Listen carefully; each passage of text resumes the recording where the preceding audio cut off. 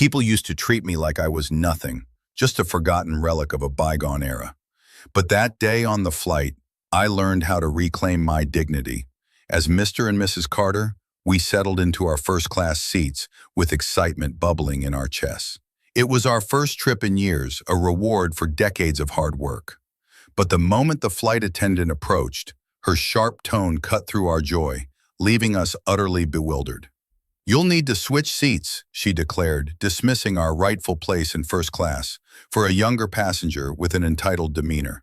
In that cramped economy seat, I felt the weight of our years. Each wrinkle on my wife's hand told a story of struggles and fights long forgotten. I struggled to maintain my composure while my heart ached for Henrietta, who bore the humiliation in silence. It felt unjust, like a lifetime of disrespect squeezed into one heart-wrenching moment. Yet in the depths of my resolve, I felt sparks of rebellion igniting within me. As I revealed my tablet, a hidden tool of power, I decided it was time to stand up. Reporting the violation wasn't just about us, it was about respect for all passengers.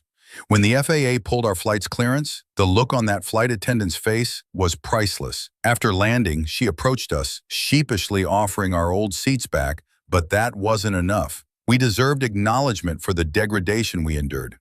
That call from Washington confirming their interest, it transformed our pain into a beacon of change, leading to the Passenger Dignity Protocol. Congestion see a journey from despair to empowerment. Each person's story matters. And sometimes it takes standing up against injustice to ignite a wave of change that makes the world a better place. So, let us share our experiences. They are the stepping stones to a kinder, more respectful world. "Sir, but you need to switch seats," the flight attendant said, her voice like ice. Mr. Carter blinked in disbelief as he met the glare of the young woman, late 20s designer handbag, who reclined in the first-class seat beside his wife. "Switch, but he began, only for her to cut him off. "It's for the young lady, thank you," she snapped, tapping her clipboard dismissively. Henrietta's hands trembled as she clutched the armrest, confusion etched across her wrinkled face. "But we paid extra for these seats," she whispered, her voice cracking.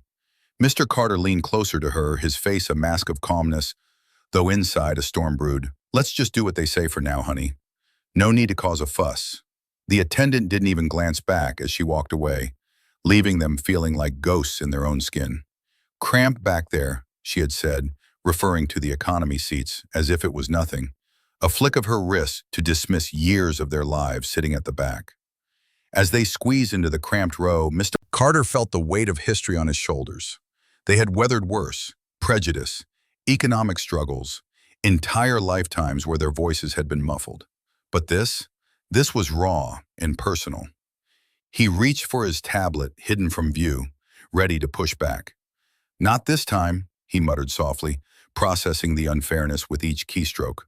Behind them, the young woman laughed, oblivious. As their spirits deflated, Mr. Carter's resolve hardened. With a flick of a button, he wouldn't just stand by anymore. As the flight attendant approached, Mr. Carter felt a knot tighten in his stomach. He glanced over at Henrietta, her hands trembling slightly in her lap, her eyes darting nervously between him and the attendant. The usual excitement of embarking on a new journey dimmed. "I'm sorry, but you'll need to switch seats with a passenger," the attendant stated curtly, her tone devoid of empathy. "A company? What do you mean? We've paid for these seats," Mr. Carter replied, his voice steady but strained. The attendant seemed unmoved, her gaze flickering to the young woman eagerly waiting a few rows ahead. A sense of helplessness washed over him as they were herded from their comfortable first-class seats to the tight, cramped quarters of economy. As he sat, gnawing at his lip, memories surged. Moments of being overlooked, dismissed, and treated like an inconvenience flooded his mind. Each one a small indignity that chipped away at his spirit. Henrietta's discomfort was palpable. He could hear her breath catch as she settled into the smaller seat beside him. He felt their dignity being stripped away. This was not just about a seat, it was about respect, about being treated as human beings. A fire ignited within him.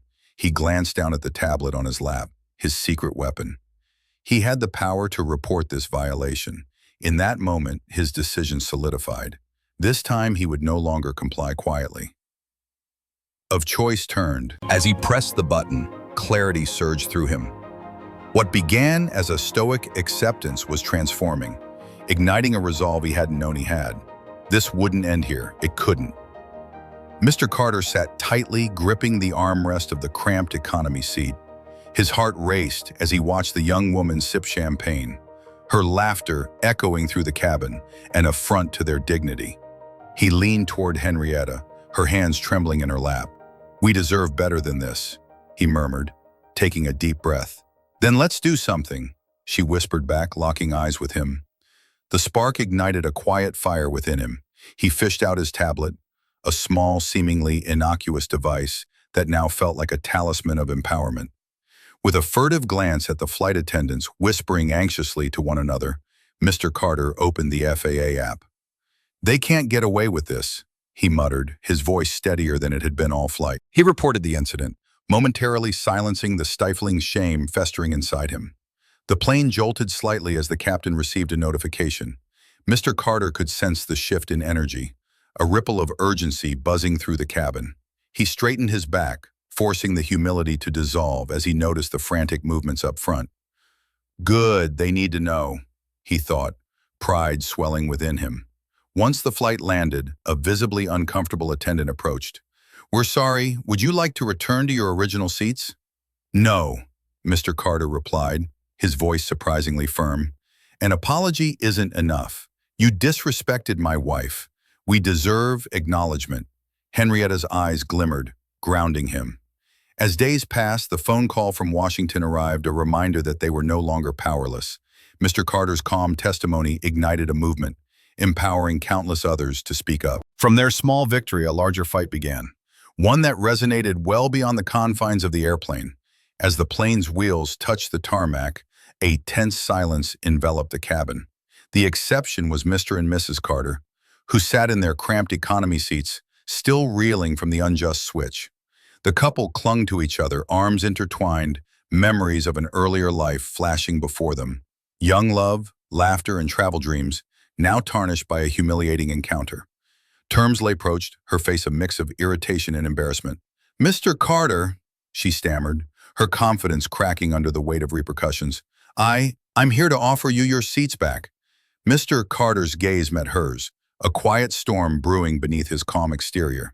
He shook his head slowly, the respectful resolve of a man who'd withstood too much. "An apology isn't enough. What happened today was disrespectful. To my wife, to us. You didn't treat us as paying customers. You treated us like a convenience." Behind him, Henrietta sat tall. This was her moment too, a reclaiming of dignity slowly restored. The young woman who had taken their seats now fidgeted awkwardly, an air of entitlement quickly deflating as she absorbed the shifting power dynamics. "While you lounging in first class, many like us have faced indignity," Mr. Carter continued, voice steady against the turmoil around him. "I've reached out to the FAA, and they're interested." The hint of silent triumph in his eyes sent ripples through the crew, their earlier confidence cracking further. Later, the call from Washington came, a clear signal that the fight for passenger dignity ignited a much larger movement. A protocol named after his testimony transformed policies across airlines. Mr. Carter stood before reporters, speaking not out of vengeance but of hope. He had been a catalyst for change, a quiet hero reshaping the skies. As he wrapped up, he glanced at Henrietta, who now stood as a leader alongside him, a beacon for those wronged. Their shared smile said it all. The time for silent suffering was over. In this new era, they had not only reclaimed their dignity, but sparked an entire cultural shift where every voice mattered. As I look back on that flight, the memory is still fresh, where the lines of dignity and worth blurred and I was reminded of our humanity. The act of forcing my wife and me from our first-class seats felt like an assault on our years of shared resilience. We had faced our share of conflicts, yet this was different. It was less about the physical discomfort and more about the emotional toll it took. But sometimes standing up doesn't just mean resisting in the moment. It means reflecting on how we advocate for ourselves and others. When I pulled out my tablet and took that bold step, It wasn't revenge I sought, but change. I wanted future passengers, regardless of age or status, to be treated with respect. So, I ask you, do you think I went too far? What would you have done in my situation? Have you ever had someone treat you like that? I invite you to share your thoughts and experiences in the comments. Let's create a dialogue about dignity, respect, and the importance of standing up when it matters most.